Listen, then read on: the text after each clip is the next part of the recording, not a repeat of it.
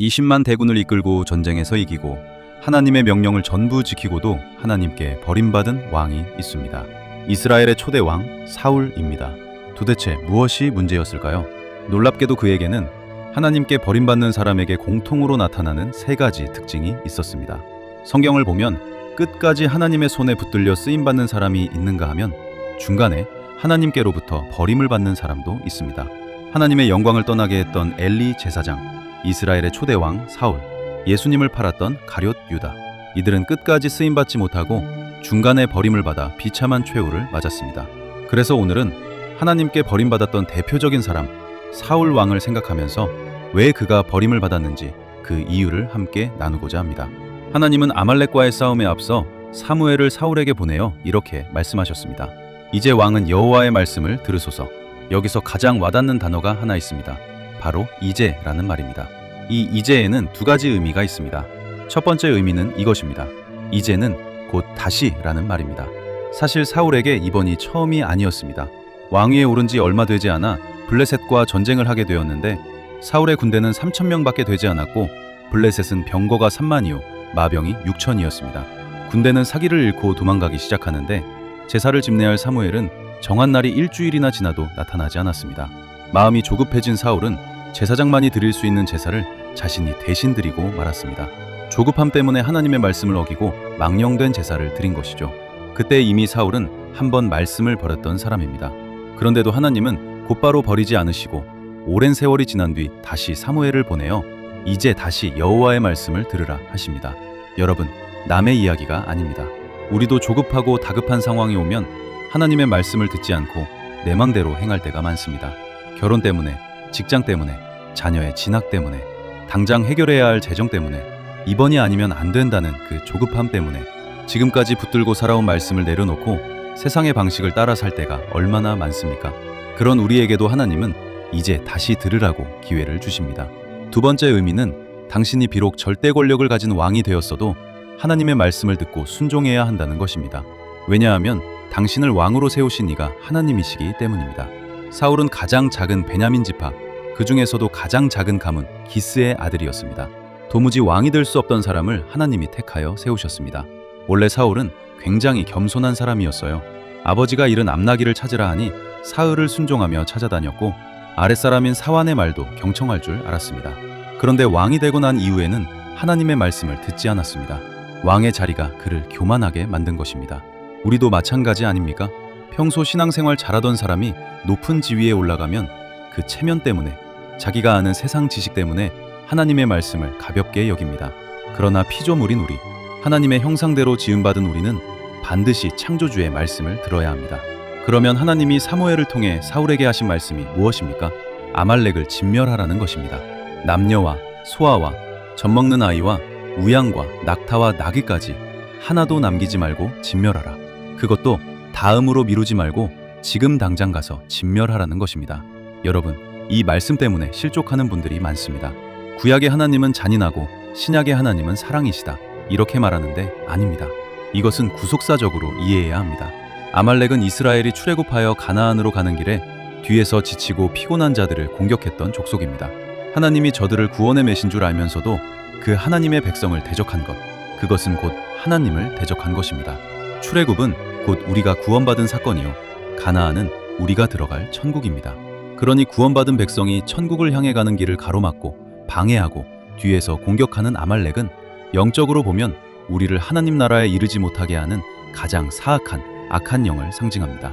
그래서 하나님은 아말렉을 잔인하게 진멸하라 하셨습니다. 영적인 전쟁은 거룩한 분노 없이는 불가능하기 때문입니다. 사울은 21만 대군을 이끌고 나아가 아말렉과의 전쟁에서 승리했습니다. 할렐루야죠. 그러나 하나님의 사람에게 중요한 것은 승리하고 난 이후입니다. 그 이후가 문제였어요. 사울은 아말렉 왕 아각을 죽이지 않고 사로잡았고 다 진멸하라 하셨는데 가장 좋고 기름진 짐승은 남겨두고 하찮은 것만 진멸했습니다. 어쩌면 사울은 95% 아니 99%까지 순종했는지 모릅니다. 그런데 하나님은 그 부분적인 순종을 순종으로 보지 않으셨습니다. 불순종이라 하셨고 하나님을 거역하며 우상에게 절하는 죄와 같다고 하셨습니다. 그러니 사울은 아말렉 전쟁에서는 승리했지만 자기 자신과의 전쟁에서는 패배한 것입니다.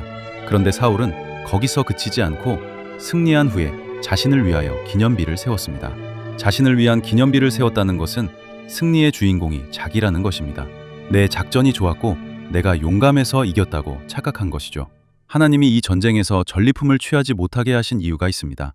이 전쟁은 하나님께 속한 것이요, 승리의 주인공이 하나님이심을 분명히 하기 위해서입니다. 그런데 사울은 하나님의 흔적이 아니라 자신의 흔적을 남기려 했고 하나님의 영광을 가로챈 것입니다. 성경과 역사를 보면 자신을 위해 기념비를 세운 자는 한결같이 저주를 받았습니다.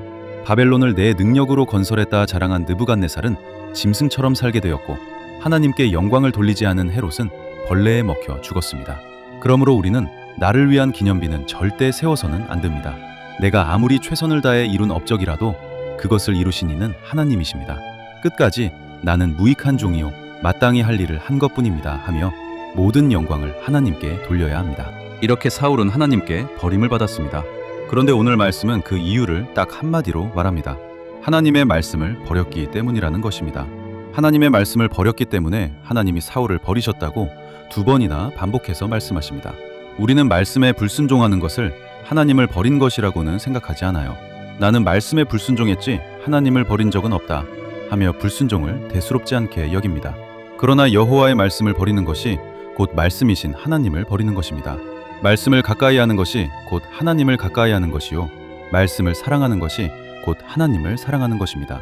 그러면 하나님은 사울이 단 한 번 말씀을 버렸다고 그를 버리셨을까요? 아닙니다.